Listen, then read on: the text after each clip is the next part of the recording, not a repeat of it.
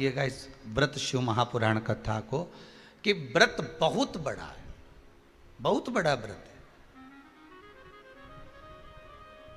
तो उसको छोटा करने का भी तो तरीका शास्त्रों में कहा गया है। गुरुजी, हरतालिका तीज का व्रत इतना भारी होता है, करवा चौथ का व्रत इतना भारी होता है, तीज का व्रत इतना भारी होता है कि हम कुछ भी नहीं खाते, यहां तक कि मुख में जल भी आता है ना तो उसको भी हम निगल नहीं सकते।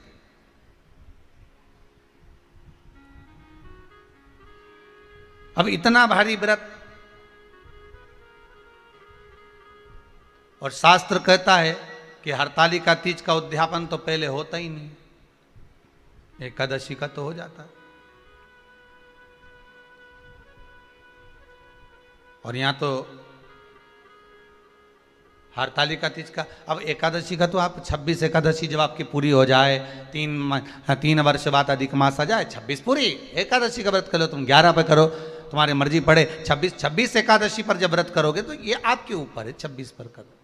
पर हरतालिका तीज का जो व्रत है इसका उद्यापन तो ना तो पहले होए और इसका उद्यापन ना 13 वर्ष के पहले होए, इसका उद्यापन तो जब तक कन्या हो, चाहे स्त्री हो, चाहे नारी हो, चाहे पुरुष हो, हरतालिका तीज का अगर उसको उद्यापन करना है तो 13 वर्ष तक तो आपको व्रत करना ही पड़ेगा, उसके बाद ही इसका उद्यापन होता है।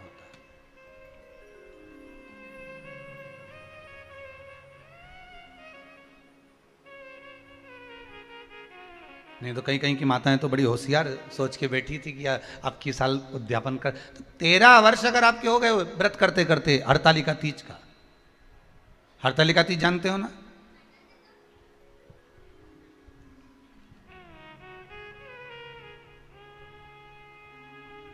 तेरह वर्ष अगर आपके हो गए भगवान की भक्ति को धारण करते करते,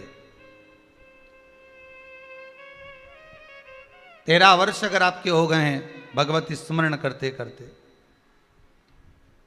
उसके बाद में आप बड़े प्रेम से, बड़े आनंद से आप व्रत का उद्यापन करो, कोई मना नहीं। पर यदि आप उद्यापन कर रहे हो और आपका मन है कि मुझे उद्यापन करना ही है, तो 13 वर्ष तक जिस भाव से आप भगवान का व्रत कर रहे हो, साधना कर रहे हो, स्मरण कर रहे हो, उसी भाव से आप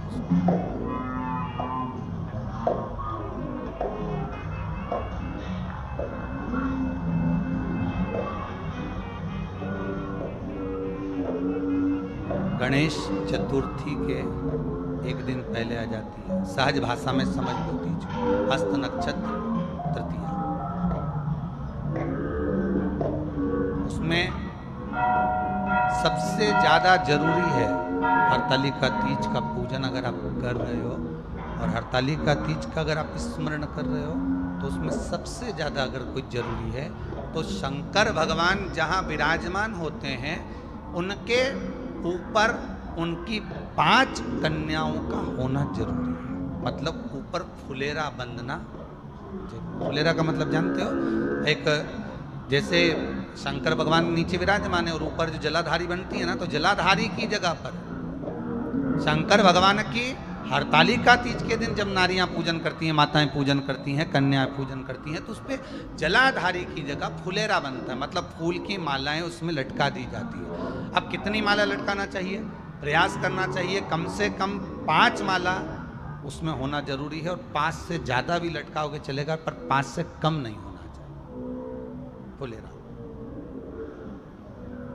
5 कौन कौन है ये, जया, विषहरा, सामरीवारी, दौतली, देव, शंकर भगवान की 5 बेटी। इससे अधिक अगर आप लटका रहे हो तो शंकर भगवान की और भी बेटियों का व्याख्यान है, मनसा है, अशोक सुंदरी है, ये शंकर भगवान की पुत्रियां, नर्मदा जी का स्मरण आ जाता है, नर्मदा है, तो ऐसा बेटियों का तो आप ज्यादा लटकाओगे चले जाएगा, पर कम नहीं। जैसे हरतालिका तीज का जो उद्यापन होता है, उद्यापन में एक सबसे मुख्य चीज क्या होती है कि जो भी आप वस्तु दान दे रहे हैं, जो भी आप वस्तु समर्पित कर रहे हैं, हरतालिका तीज के उद्यापन में जो भी सामग्री आप दे रहे हैं वो 5 होना चाहिए। जैसे फुलेरा का वर्णन किया कि फुलेरा 5 माला से ज्यादा होगा चलेगा, पर 5 से कम अधिक काम ना करिए। देखा देखी में एक बार काम बिगड़ता है तो बिगड़ता ही जाता है।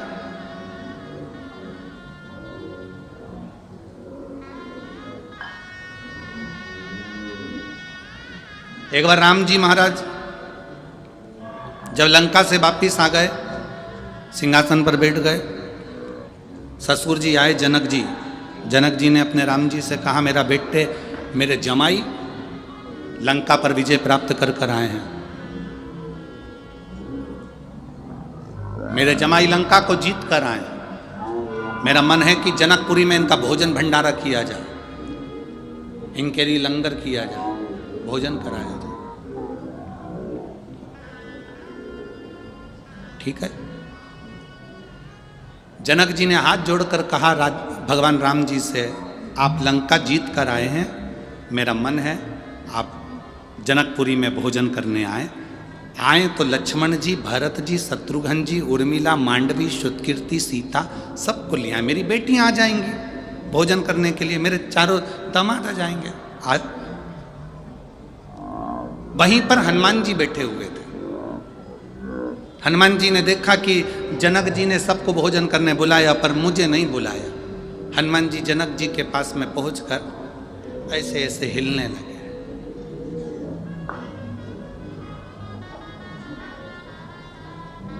राम जी ने इशारे में कहा हनुमान। हनुमान जी सीधे खड़े हो गए तो पूंछ हिलाने लगे और वो पूंछ जनक जी को लग रही थी। लक्ष्मण जी ने जो देखा हनुमान जी को तो हनुमान जी ने पूंछ हिलाना बंद कर दी, एकदम सीधी।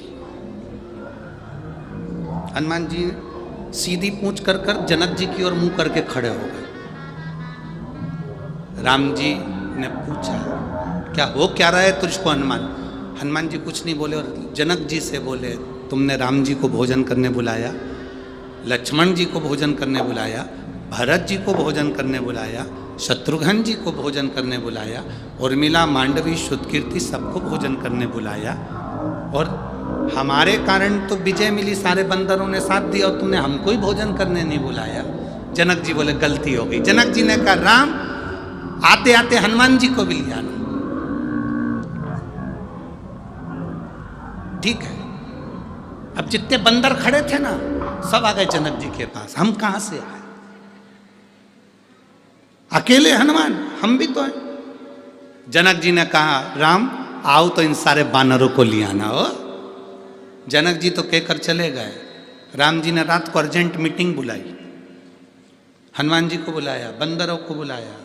हनुमान जी से कहा देख हनुमान, शादी होने के बाद पहली बार मैं ससुराल में जीने के लिए जाऊंगा, भोजन करने जाऊंगा, मेरी इज्जत मत गिरा देना। तुम बंदर हो, ध्यान रखना, आराम से बैठकर खाना। जितने बंदर जा रहे हैं इन सबको समझा दे। हनुमान जी ने कहा तुम चिंता मत करो, जैसे तुम्हारी ससुराल वैसे हमारी ससुराल,